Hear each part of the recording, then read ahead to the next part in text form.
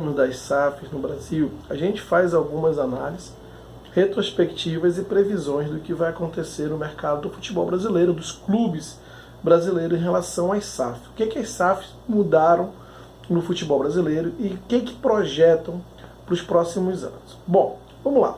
As SAFs, em um princípio, elas começaram a selecionar aqueles clubes que estavam mais endividados ou que estavam praticamente num estado de insolvência e não tinham condições de pagar nem as contas das despesas diárias. Exemplo do Botafogo, do Vasco, do Cruzeiro. E claro que começaram nesse sentido para você conseguir adquirir grandes marcas por valores praticamente irrisórios, como foi com o Vasco, como foi com o Botafogo, como foi com o Cruzeiro, marcas importantes, ativos importantes do futebol brasileiro.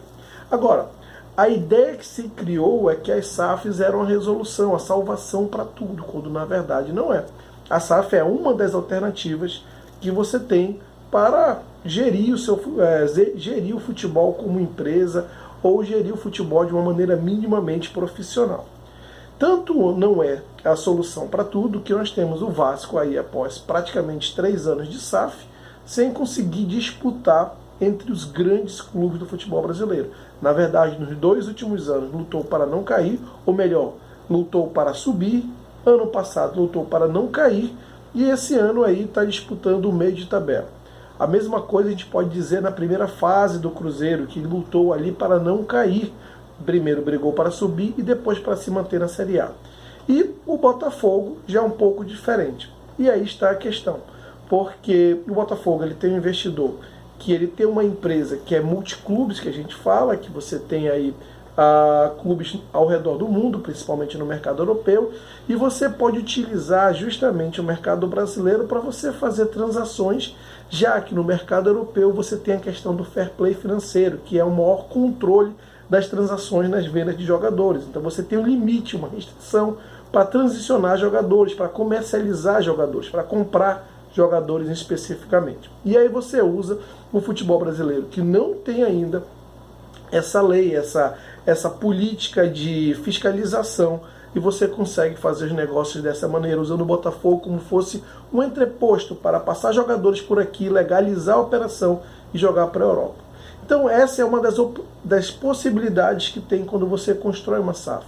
Tem a questão do Cruzeiro, por exemplo, que tem agora o dono, o Pedrinho BH, se eu não me engano, o nome é esse que chama, que é um cruzeirense apaixonado, bilionário, e que está construindo aí um grande time do Cruzeiro. A mesma coisa a gente pode falar com o Atlético Mineiro. Mas será que é isso que vai acontecer para os próximos anos? Então será que vale a pena todo mundo virar SAF, principalmente vender para um torcedor apaixonado e bilionário? Aí é que está o ponto. Se nós formos seguir os exemplos e os passos que tem dado o mercado europeu, que é o mercado mais maduro em relação a isso, e que normalmente reflete aqui anos depois, você vai ver que no primeiro momento as SAFs, quando ocorreram lá, teve a mesma prerrogativa de donos endinheirados legalizar suas transações e comprar jogadores ali sem nem olhar, gastando dinheiro, gastando valores, realmente somas vultuosas, como aconteceu com o dono do Chelsea, que fez um timaço no início, comprando vários jogadores e gastando muito dinheiro. E entre outros times, como o time adquirido por donos árabes, que tem como fundo um país todo e a questão do petróleo.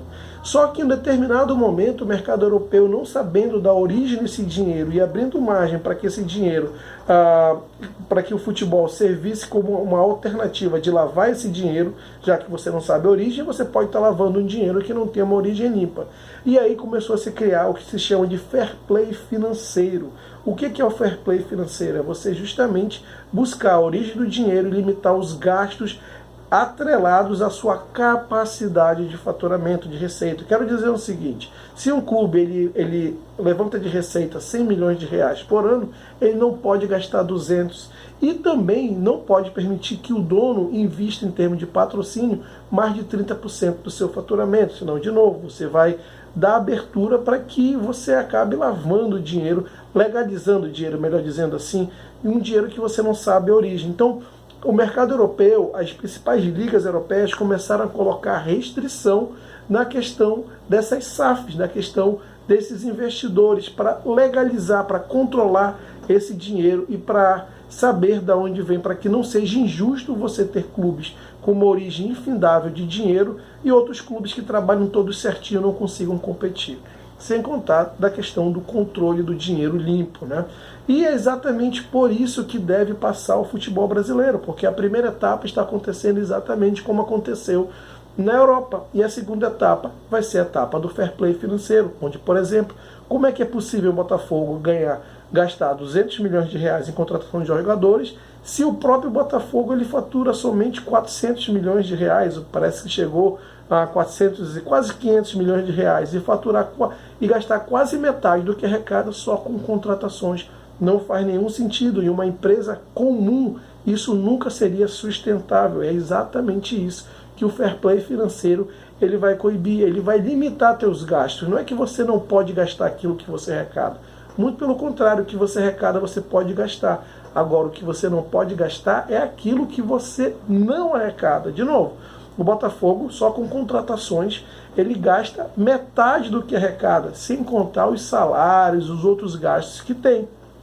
E é justamente isso que o fair play financeiro vai começar a controlar e a limitar as SAFs. Então as SAFs no futuro próximo não vão ser as empresas, os clubes que vão ter mais dinheiro para gastar, não, porque esses clubes precisam gerar receitas e não podem receber dinheiro de qualquer origem sem qualquer explicação.